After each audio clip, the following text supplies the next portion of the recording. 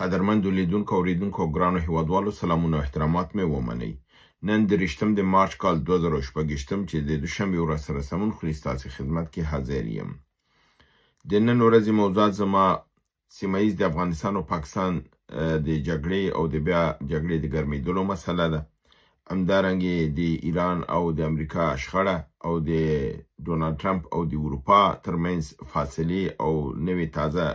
کړکېچونه دا مهم پیښې دي او مهم نور ټکي به دلته وي. حتما برنامه وګورئ لپاره دې چې تاسو به کېدای شي ممکن داسې خبرونه لاس درشي چې بل ځای کې نه اوسي. د افغانستان او د پاکستان ترمنځ د کړکېچ مسله دا ده چې اوس هم د دواړو خواونه یو په بل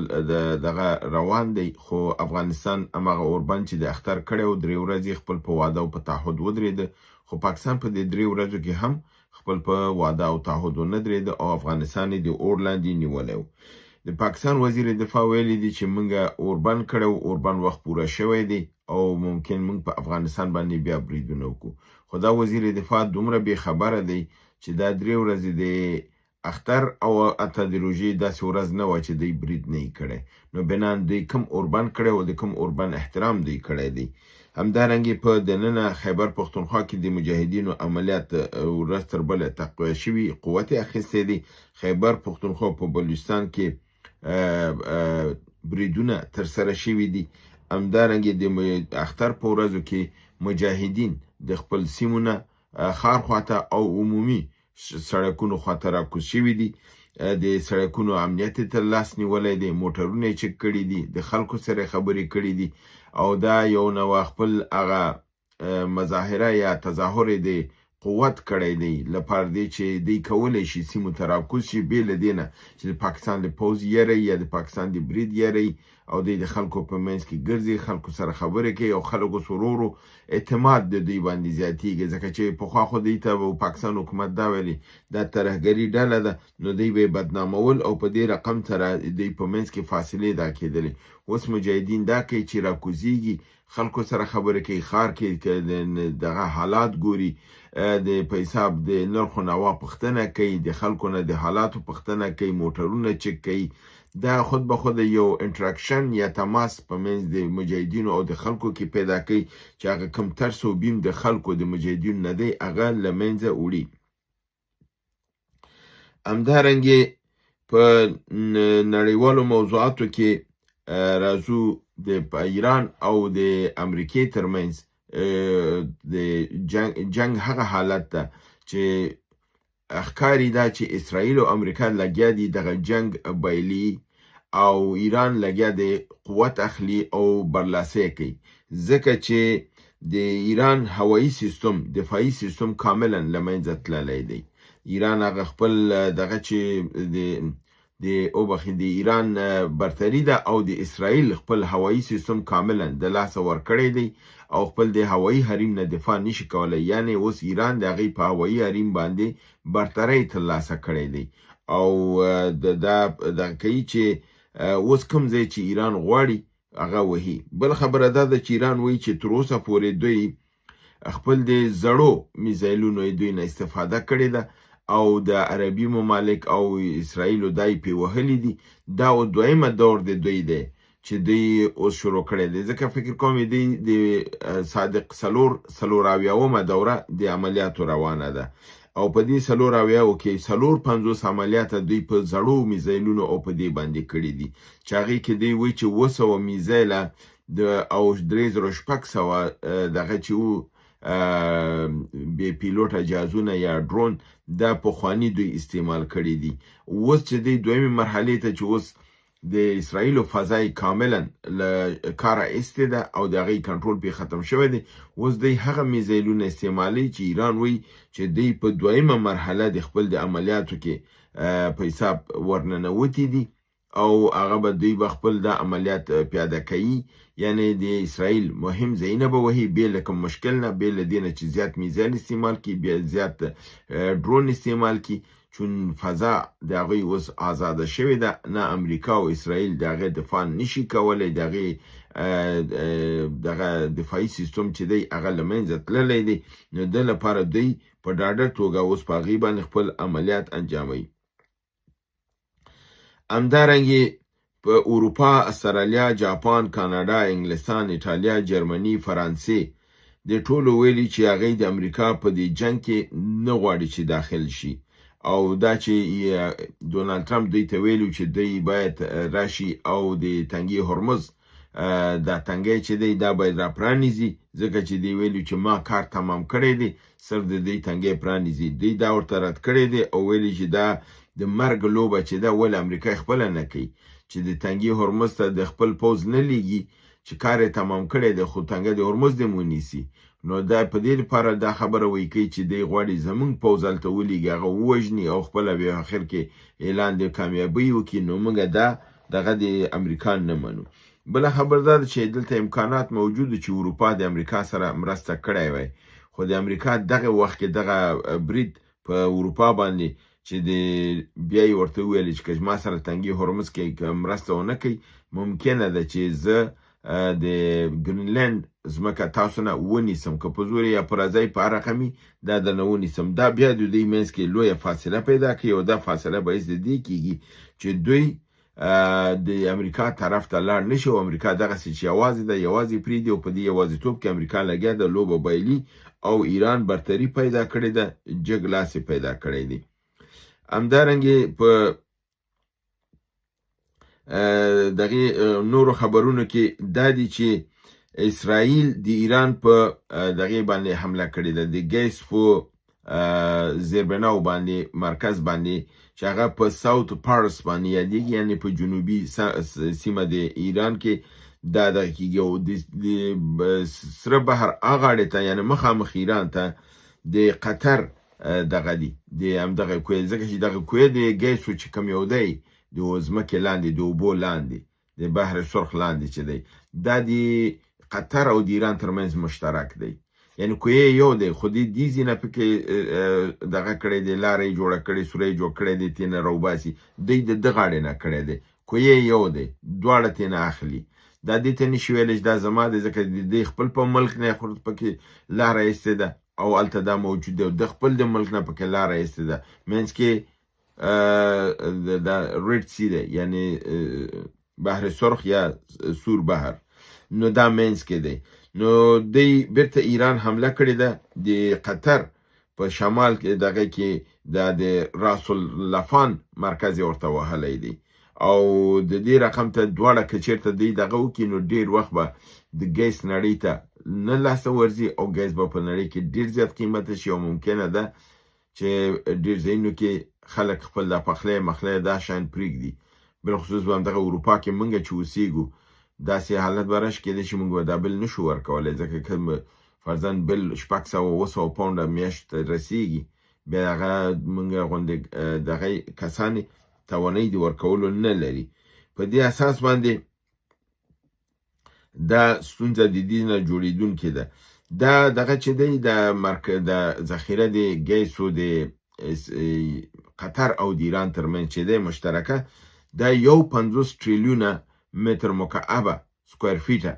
دا دغه لري، ګیس لري 50 تریلیونه، یعنی 1 تریلیون زر میلیارده دی. نو په دې اساس باندې او د دې دغه چې کړی ساحه چې ده 9200 سکویر فیټه د لاندې د ځمکې ویده ساحه ده چې دا په دې کې دا ګیس موجود دی. همدارنګې دا چې موږ وایو چې امریکا ولې جنګ ته نه رادانګي، او اوس کوم هغه غورې کولی چې زه به قوا راکوزوم او زه به فرضاً تنګه د هرمز دا کوم، اوس وایي تنګه هرمز د عربان او اروپایان خلاص کړي، د هغې ځان ته یو دلیل دی. د دې یو کښتۍ وه یا یوه کشتۍ وه چې د امریکا نه را روانه وه، او د دې د میزایلونو د راکټونو ضرورتونو د رفع لپاره دا ډکه وه. په دې کې 10,000 دانې دفاع هوایي مختلف راکټونه وو چې داسې راکټونه هم پکې وو چې 800 دانې فرضاً پکې وو چې هغې هر یو قیمت 15 میلیونه ډالر دی. داسې میزایل هم پکې شته چې هغې هر قیمت 15 میلیونه تر 50 میلیونه ډالر دی. داسې میزایل هم پکې شته چې 3.5 میلیونه ډالر دي، فرضاً 400 دانې وي پکې، داسې میزایل 3.5 میلیونه ډالر ارزښت لري. د دې کښتۍ نوم دی رابرټ ای پیرس. رابرټ ای پیرس دا د ده نوم دی، او دا په 21 د مارچ کې ایرانیانو دا کښتۍ ویشتله.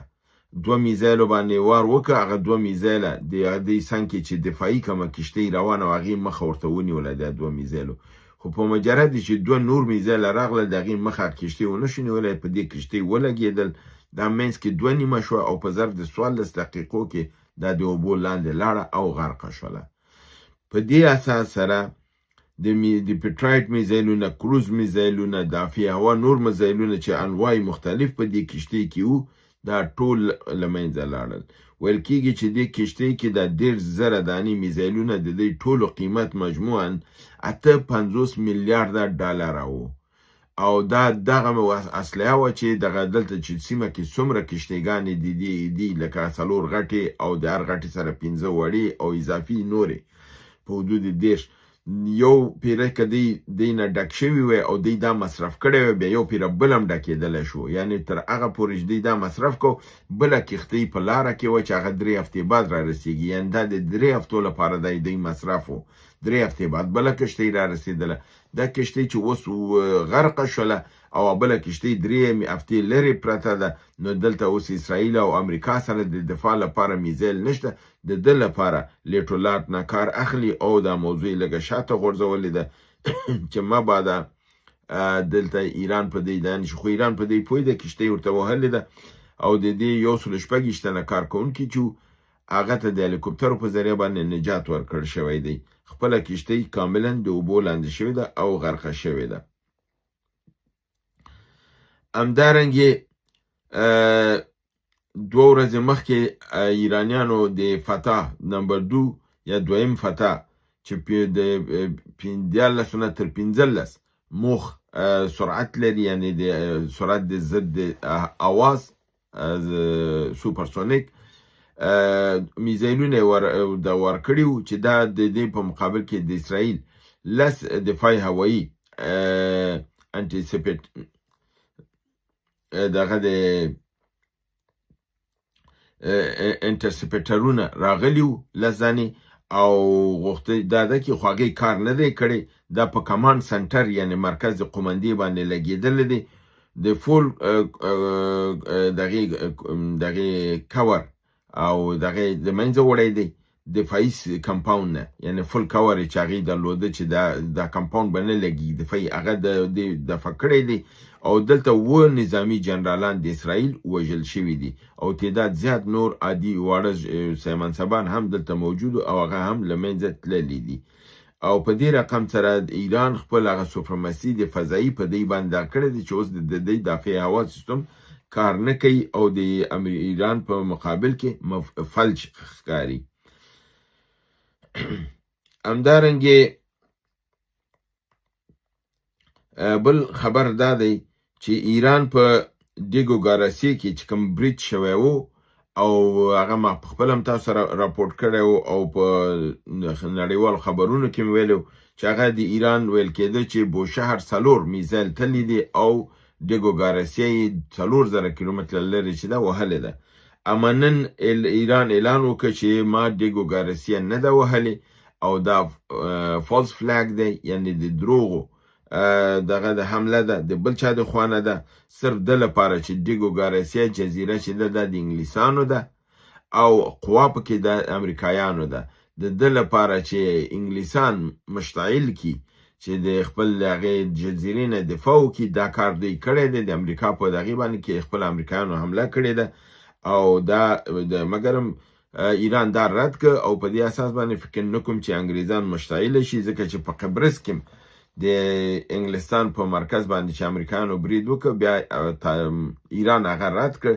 نو په دې اساس باندې انګلیسانو په جنگ کې د مداخلت ونه کړ. بل خبر زموږ نن دا دی چې عربستان د ایران